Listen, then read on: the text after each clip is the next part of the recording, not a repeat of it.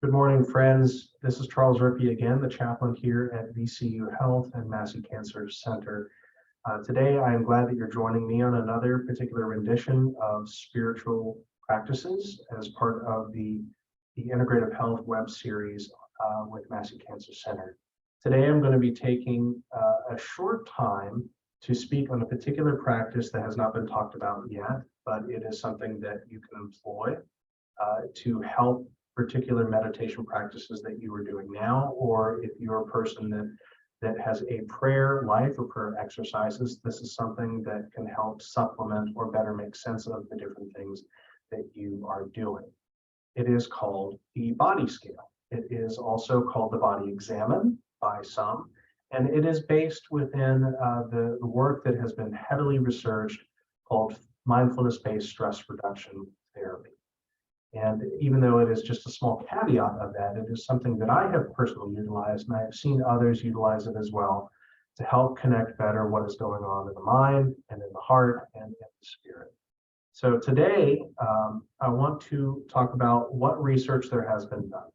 Particularly when we talk about the body scan, it is currently going over studies to talk about the benefit of possible health, increased sleep. But where we find the biggest benefit of doing this particular practice called the body scan is in trying to train the mind to deal with stressful situations that may come up in the future, as opposed to something that you're trying to make sense of now or things that have happened in the past.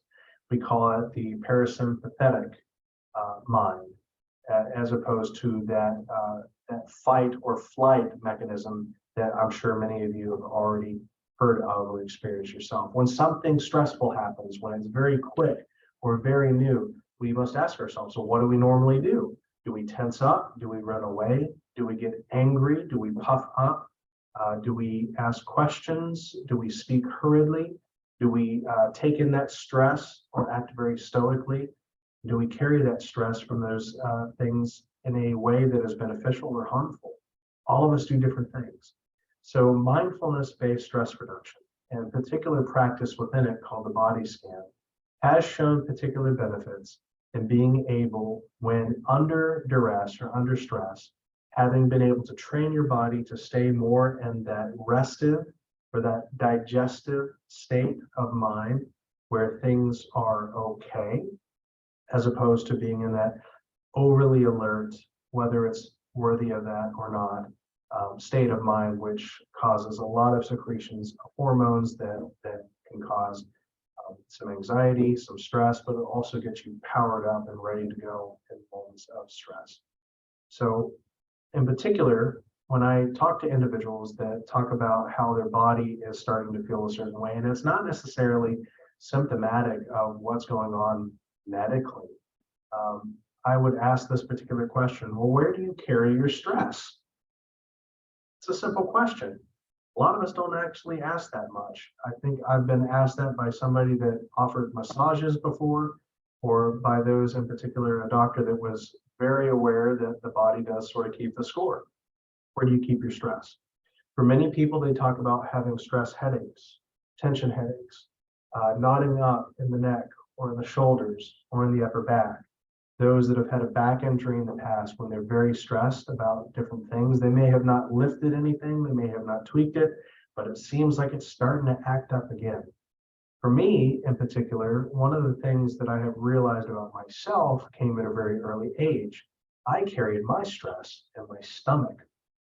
Whenever I got stressed about going to school, I was worried, is it going to be a good day? Is it going to be a bad day? Is there going to be a pop quiz? I've studied for this test. Am I going to fail it? I carried all of this anxiety, all things that were actually outside of my control, outside of my knowing, and I always cramped up right in my stomach. So for a long time, as a teenager moving forward, I rarely, if ever, enforced myself not to eat breakfast. I would not eat a meal because if I did, like clockwork, my body would start tensing up and knotting up. And in such a way that it actually affected my ability to learn, my ability to stay where I needed to stay, my ability to be in a space that even though it might have been stressful or uncomfortable, I could be there and work in a way that was productive, but also calm and safe. So I only learned about the body scan when I started entering chaplaincy, and I had a very good mentor and teacher that led us weekly as students and as chaplains already working in the clinic to go over things in a way that helped us process stress, whether it was physical stress or emotional stress more so, before we had to go back out and try to be a person that met whoever it was where they were with love and compassion. So we owe ourselves love and compassion. And in particular, when we talk about the body exam, we're very intentional. Scripts, again, if you go to Positive Psychology, you can look up those scripts for free. It's a good place just to start, unless you have somebody else that's trained that might be able to lead it with you. When you start, you have to find a place where you can get away from some of the distractions. You have to be able to find a place where you feel supported in your body, like a comfy chair, where your feet can actually touch the ground, where your back feels nice and supported, where you're free from impediment and you can breathe. Many people ask for you to close your eyes in particular, and you take deep breaths for a period of time to where you can feel centered in through your nose, deep, out through your mouth, deep. And then once you are in a place of comfort and you can listen and focus in on what is being asked of you, you can turn more inward to yourself. Some people start from their toes and they work their way up through all of their tiny little muscles, all the way to the chest, all the way to the neck, the face. They pay very particular attention to even the most minute details, such as how does your nose feel? Or how do your eyebrows feel? How does your neck feel? Well, if it's stress, be kind to your neck and move it about. This is not Simon Says, and it is also not rocket science, but it is something that we often do not allow time for, and that is to be intentional about actually how we feel and actually what is going on in our bodies. Sometimes we power through the pain. If our feet hurt, we don't acknowledge that our feet hurt until we get home. And then what does that do? Does that offer us any time to be kind to ourselves in the moment, or possibly find ways to fix an issue, or to at least move through it with greater resiliency? Typically not. So those that, again, if you take a look at mindfulness, whether you start from the top to the bottom or the bottom to the top, look up these resources and know that if you are taking on a prayer practice that deals with meditation, with intention before we even speak words, whether you're an auditory person that does prayer, before we speak, we have to know what it is that we wish to offer. And part of that can be what we're going through, with greater knowledge and truthfulness to what we're going through, as opposed to what we think we need to say. So that's pretty much it for today.